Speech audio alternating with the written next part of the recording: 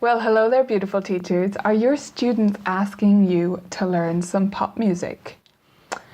Often teachers are resistant to this, and there's usually one of two reasons. The first one is that they think piano lessons should just be about classical music. And if that's the case, I can't help you. But if you're in the second camp, which I actually find most teachers who ask about this are, you want to help your students learn music that's relevant to them and what they want to learn.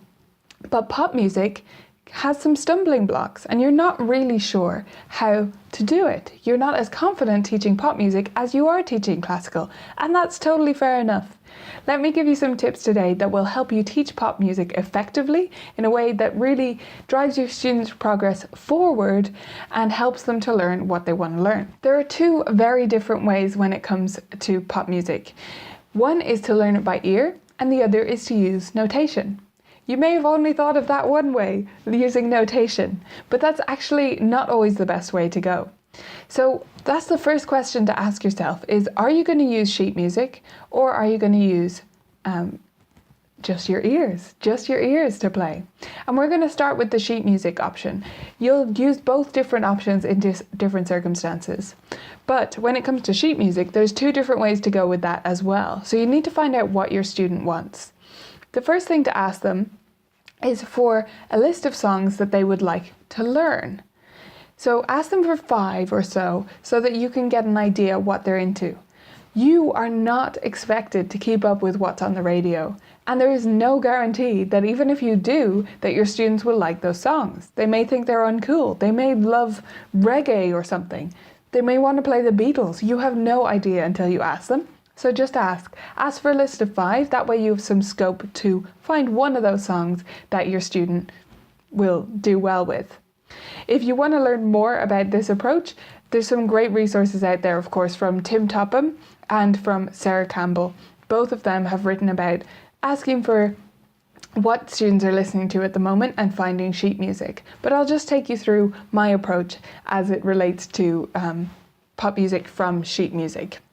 So when it comes to an actual song that they want to learn, I'll either go by ear or by sheet music. And if I'm going to go with the sheet music, I'll be a little bit cautious with that. So you can simplify it. You can choose just a part of it they want to learn. But generally learning the whole thing, that should only be saved for very specific songs. There's a site called Novascore, and that's where I get the sheet music that we do learn the whole song, because it's genuinely worthwhile because they've written it well, they've arranged it well. But if they just want to learn a bit of it, you'll be all right with just a piece of the sheet music and them learning just the chorus, just the bridge, whatever it is that they actually want to learn. So make sure to check with them what they want to learn from that song. And if it is the whole thing, see if you can get an arrangement of it that is going to suit their level. Now that's the typical approach, so I don't want to talk too much about that because you know how to look up a sheet music song and print it out and teach your student the notes. But even if you are going to go that route, I want to encourage you to do the rhythm by ear, because analysing the rhythm in pop music from notation is usually painful. So do that bit by ear, or do the whole song by ear. People approach this differently. You can either start with the melody, start with the bass, but work out individual parts. Often the bass can give you a good grounding, so that's a good place to start. But just listening to it over and over, and it's perfectly fine to have a YouTube video on when you have your student in the studio, in their lesson, and have it on in the background. Keep stopping and starting it so that you can figure out together how it goes. If you're someone that is very nervous of playing without sheet music yourself, if you don't have confidence in your own ear to figure things out, first of all, it's probably better than you think. But second of all, for your comfort, just print out the sheet music and keep it aside so you can refer to it. I think that's fine. But your student is still going to work by ear, and they're going to learn it better that way in most cases. Now there's the other side of pop music, and that's actual collections. Rather than your own students choosing which pieces, you might opt to get them a collection. There are a few out there with some good arrangements. So one is Hal Leonard. This is their hot singles, pop piano hits they call it, and it's from Hal Leonard. And they bring together a few songs that are on the radio. Now, I don't mind their arrangements. I think they're quite well simplified in general, but they can be too long. I wish they would also shorten them, to be honest, in the process of arranging them, because the full song is not really what students want. They want a genuine arrangement of it. That's what I found anyway. So if your student really wants a song that's in one of these series of books, there's different collections. If they really want one or two of the songs in that book, maybe get it for them. But don't get it as just, I'm going to give this to my student and they're going to think all these songs are cool, because it varies so widely. This one has Atlas by Coldplay, Roar by Katy Perry, Royals by Lorde, Safe and Sound Capital Cities is a few years old, Wake Me Up by Avicii. Now, I can think of several students who would look at Katy Perry and just go, I'm not playing that. So and another student may love Katy Perry. So it's so variable, and that's why collections like that are tough. I'm not sure they're always the best fit. There is a new set of them though, which is good to mention, which is that the Faber guys, so Nancy Faber and Randall Faber, have started coming out with hits in their Fun Time to Big Time series. It's normally Playtime to Big Time, but I believe they only start at this level 3A to 3B in this particular set. And the hits, I mean, they've picked some good ones, but again, just the very fact that it's Justin Bieber, Love Yourself, but it's Justin Bieber, I don't think that's actually a bad song. But that it's him, most of my students are just going to go, no, yuck. But your student may love Justin Bieber, you never know. Just check with your student in advance. You can get the list of what's in them.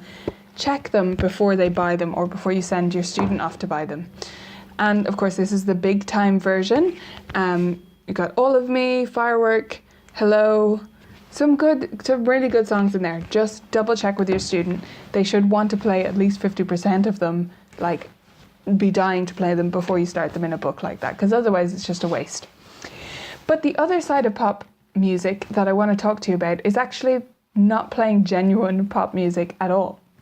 Because a lot of the time, when students say they want to play pop music, I find what they want to play is something recognizable or something that sounds cool to them.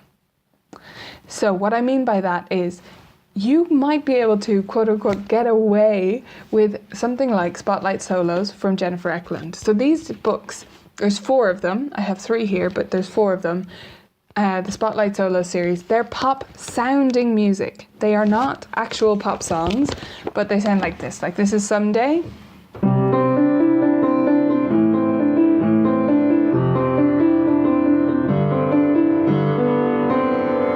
Okay, so it's poppy.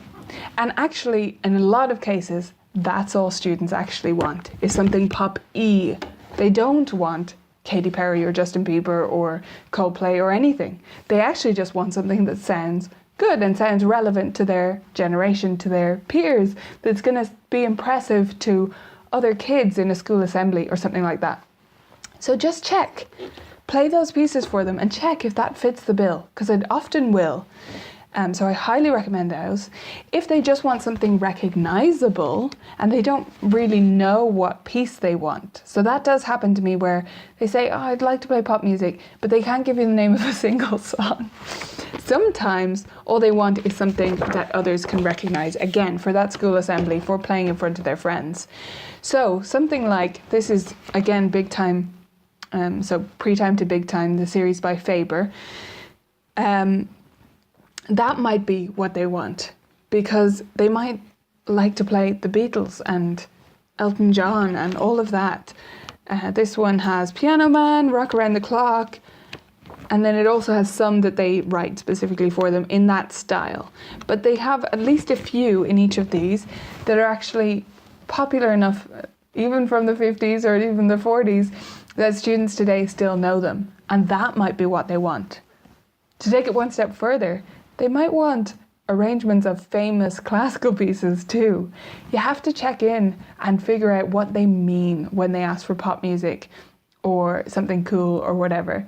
You have to dissect this a little bit. Play different things for them. Most websites have the sound on them, or they're on YouTube or something like that. And you can just have them listen to them in the lesson and go, is this cool for you? Is this? Is that? because you might purchase, pop piano hits, and it turns out they don't like that kind of music at all. That's not what pop means to them, or they only like indie music, or they only listen to music that's from before the 80s. You might be surprised. So check in with them. I hope these tips have been useful for you and that it's helped you to think about teaching pop in a little bit of a different way with your students. If you have any questions for me, of course, just leave them in the comments below.